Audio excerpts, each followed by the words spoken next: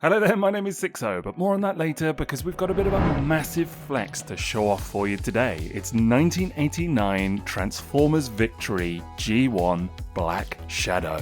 And I couldn't be more excited to have this thing in front of me right now. So to put it in context for anybody not in the know or that doesn't collect vintage Transformers, this is actually one of the rarest and most desirable bits of Japanese G1 of all. Like excluding a few pieces obviously and some of the exclusive stuff and that kind of thing, but like of the retail released toys, this is definitely up there. And it does not pop up very often, it's hard to find, especially so in nice condition. So again, I'm extremely proud to be able to show this thing off and just take a really good look at it. Before we get to all of that, I should mention that today's video is brought to you by TF Source, so you will find a link to their site in the description below and you can check them out for all your Transformers needs. So I guess let me start out by saying that this is one of those toys that you just genuinely never think you're going to see in person, much less have in your own collection, right? Like it's just the stuff of legend in so many ways. And it's not that it's unobtainable by any stretch, but still the idea of actually having one is just a little bit unthinkable. I don't know, it's a real strange feeling to actually hold it in hand and look at it up close. It's just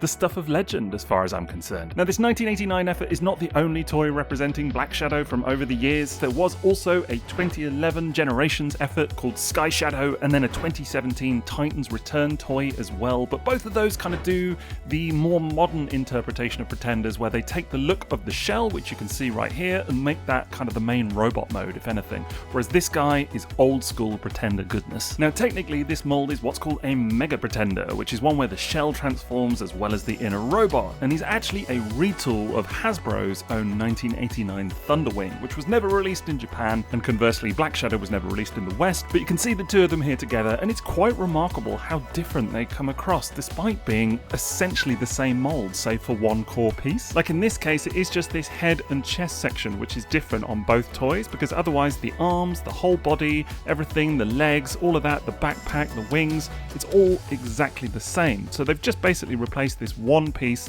and it gives it a very, very different look. And honestly, it's so bizarre to see. Like Thunderwing for me was a toy that I did not have as a kid, but I kind of knew of. I mean, he was very big in the Marvel comics at the time, like really notorious character. And then I did acquire one that was very beat up much later in a sort of second-hand lot or something. And it was just so weird to finally see it in hand. It's always been one of those toys that feels slightly unusual to me somehow. So to finally see this retool of it, this kind of elusive, rare, ultra desirable retool is just so weird. Now we'll get to the inner robot and the transformation and all of that gubbins soon, but just taking a look at the shell here, he's got what I would consider to be a very atypical face for any kind of Pretender, in that it's not humanoid, it's sort of robotic, but it's not organic in its way. Like it's more classic robotic than anything, whereas most Pretenders skew towards looking like humans or beasts or something weird and wonderful, right, to kind of disguise their inner nature. This guy just swerves all of that and has like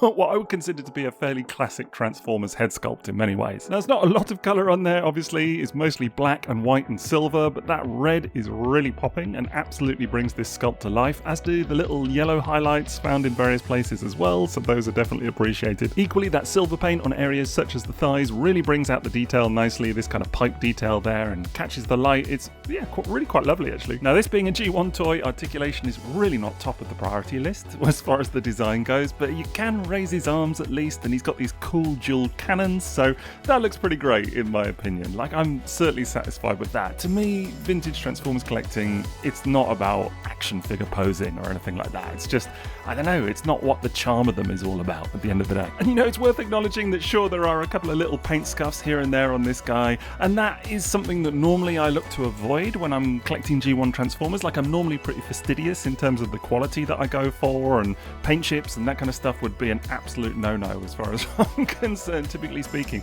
But we're not in normal territory with this guy, right? And when something like this pops up for the right circumstance, let's say, you don't quibble too much. Like if it's in the realm of acceptability, you're gonna go for it. And so it was with this thing. Now we'll go ahead and check out some of the features that he has to offer, but you can remove these guns from the sides, just like so, and they actually peg on underneath his wings, but that's a little bit of, I don't know, weapon storage, if indeed you like that kind of thing. Now this guy does also have a little alternate handheld blaster as well, which is technically for the smaller robot mode, but it includes a larger peg to fit in his Pretender fist also, so that's pretty cool. It's not an option I've ever particularly used on Thunderwing, admittedly, but I'm actually now thinking that it's quite a good way to display them using all of their various accessories. Really though, the main interactivity here is all about that Pretender gimmick, and in this case it's not like a shell that splits open, more it's this little flap that comes up like so, and then this guy is the inner robot inside, which is all kind of folded up as in sort of traditional Pretender style, so you can just kind of take it out like so, and then fold that bit back down, and you're done. Now the inner robot does have its own vehicle mode as well, but we're going to put him into his humanoid form first of all, which is very easy to do. So just fold the little feet up there, flip the arms out as we've already done, and then the head just comes up like so. And then of course you could just use the smaller of the two pegs to put his weapon in his hand. And then we have the inner robot of Black Shadow, the real Black Shadow, if you will. And yeah, it's interesting to see. He's a fairly nondescript little lad, just like predominantly white, silver and black color scheme. This one obviously is missing a couple of stickers. There's normally like a Decepticon logo on the chest and a couple of others to kind of bring just that little pop of color, but still it's a real treat to see him looking on fine form right here. Really tiny little figure, as a lot of Generation 1 toys are actually. Like I often think that people that haven't encountered a lot of G1 are sometimes surprised by just how small so much of it is. Like it's a lot smaller than you would imagine, and not just in comparison to his Pretender shell here. Like we'll do some comparisons coming up, but he's really quite a tiny little dude. Anyway, as complete packages go, I'm pretty thrilled with this, right? Like this, as I say, is a toy that I've been hunting for years, literally years and years and years, and so to finally have it in my possession is a bit of a dream come true, and yeah, this is working for me. And then here you can get an idea of how he looks next to Thunderwing, and these are identical molds. There's absolutely no retooling or any kind of differences between them, just the color schemes. And it's fair to say that Thunderwing is definitely the more colorful of the two, but Black Shadow, really nice alternative. And I don't know, again, seeing them side by side, what a thrill, honestly. Like, vintage G1 collecting does not get much better than this. In terms of other comparisons though, here you can see him with some more of the Transformers Victory bad guys from 1989. We've got Lio Kaiser, the combined form at least, which is an awesome sight, definitely one of my favourite G1 combiners, and the mighty Deathsaurus, the original version of. And yeah, just a few more to go. Victory is proving a little bit difficult to complete, so there's definitely some missing bots in this roster, but still, I'm very happy with what I have. And then here you can see Black Shadow with Blue Bacchus, who is the other majorly rare, ultra desirable Pretender from this year. These two outer shells look fabulous alongside one another. Honestly, this is the real pantheon of vintage Japanese G1 collecting, and it's just an awesome sight to see these two together. They're absolutely fabulous. And then you can see the Japanese duo versus their Hasbro equivalents. So you've got G1 Crossblades, Thunderwing, Black Shadow, and Blue Bacchus. And it's just so weird to see how different the two companies approach these molds, right? Like completely unique, but I'm so thankful that they did, because now, all these years later, it just means that they're so individual. There's just a lot more interest and things for us to pick up as vintage collectors. Alternatively, as a kind of what if, you have Black Shadow and Blue Bacchus with the Hasbro Autobot Mega Pretender Vroom, who is kind of goofy, but I really love this thing. And you know, it's just fun to see because Vroom never got a Japanese equivalent repaint, which I think kind of proves my point, because the fact that these two did, and there are those two different versions of them, just makes it so much more interesting to me. Whereas Vroom being a one and done, it's kind of a shame. It really kind of makes me imagine what could have been if Takara had done something with this mold as well. Like, would it have been a Decepticon? I don't know.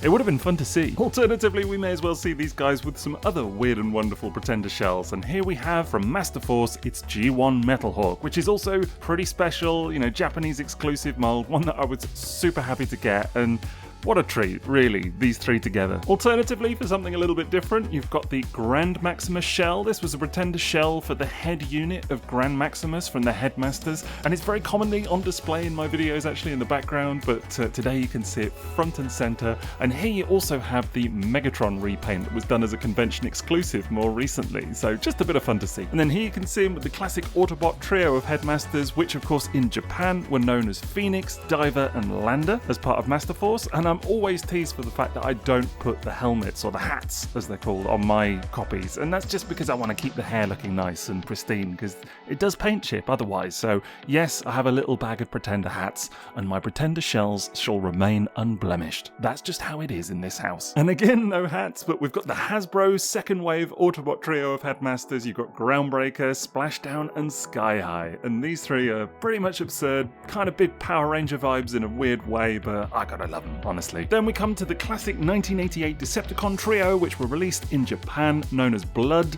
Dowless, and Gilmer, although we know them as Bombburst, Skullgrin, and Submarauder, and these guys are just so fantastic in terms of the colours and the look of them. I just adore them. Never did at the time, you know, when I was a kid I never really appreciated them, but I definitely do now. Moving on, we've got the second wave Hasbro exclusive Pretenders. We were really treated to quite a few of these guys back in the day that Japan did not get, and this trio is evidence of that. So you've got Finback, Iguanus, and Bugley, and they're just so wonderful, honestly. A real treat to see this lineup. And finally, and not just for completeness sake, because I do absolutely rate these guys, you've got the classic Pretenders, Jazz, Starscream, Grimlock, and Bumblebee. And again, no hats, because that's just how we roll in this house, as I say.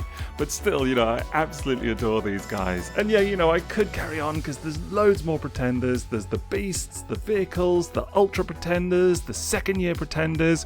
But you know, one of the almost unique things about the Mega Pretenders, these molds, is that they transform, so I think we should check that out. Now, it's no surprise that the inner robot transforms, because that's true of every style of Pretender, but in this case you just want to bring the arms forward like so, just as we saw already, flip those little feet down, squash the legs together, and then you've kind of got most of a jet anyway. Now there's a really cool little wing mechanism here where you bring down one and they both fold down together, so that's kind of cool. And then he's got these little rear fins that just flip out from the sides, also exactly like on Thunderwing, and you're pretty much done. Admittedly, not too much to look at in this sort of singular form. You can put his gun on the top of him, you know, on the roof, just to kind of make it a little bit more something, I guess, but it's very simple, to be fair, as most of the inner robots are when it comes to Pretenders. But in this case, as I say, the shell transforms and the two can combine. Now again, the shell is nothing complicated. You want to bring this piece forward, just like we've already seen. Now there's this little section on the back to just kind of flip out slightly to just make sure you've got room for the head to go through, and then you can just push that back down.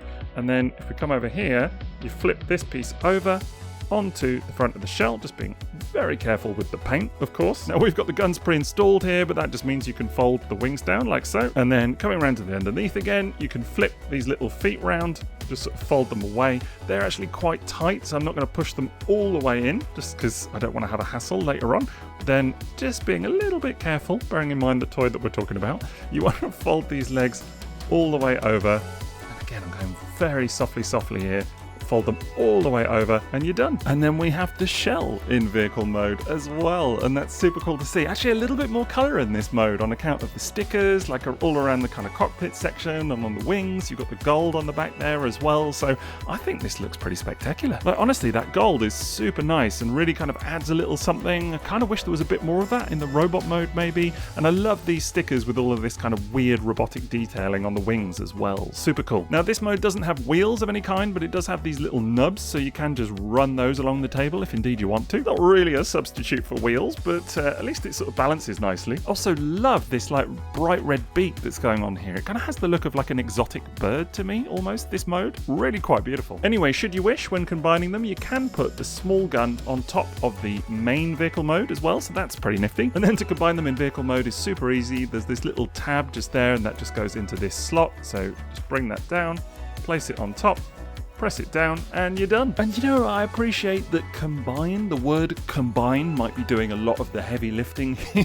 when it comes to this mode, but still, I think it's pretty cool, right? Like, for 1989, this is pretty awesome. I mean, just having Pretenders that can transform and combine in this way, for me, is a bit of a novelty. You know, I never had any of these as a kid. Obviously not the Japanese versions, but the Hasbro versions either. So, yeah, there's a real sense of intrigue there, and I kind of love it. And then here you can see him with the Hasbro version, Thunderwing, and just so interesting to compare these two, because for as much as they do things kind of similar, you know, there's so many differences between them as well. It's just a real tale of how two different companies interpreted what's basically the same mold in a vastly different way. I mean, you can see the similarities, obviously the kind of gold at the rear there, a number of the decals are the same as well, but you know, the colours are so varied, the colourways as well, you know, the colour placement and everything. So just really a gift, a true gift to be able to see these two together. Honestly though, the real treasure is just finally adding Black Shadow to the ranks, because it's not a day that I ever thought would come. But I hope you've enjoyed this little trip down memory lane and a look at such a rare and frankly awesome classic piece. But would you enjoy more videos like this as well? Let me know down in the comments below, because I've got lots of toys and I'm always happy to show them off, so do let me know. I'd also be very grateful if you could drop me a like for today's effort, please, but otherwise that's it from me. So have a great rest of your day, and TTFN.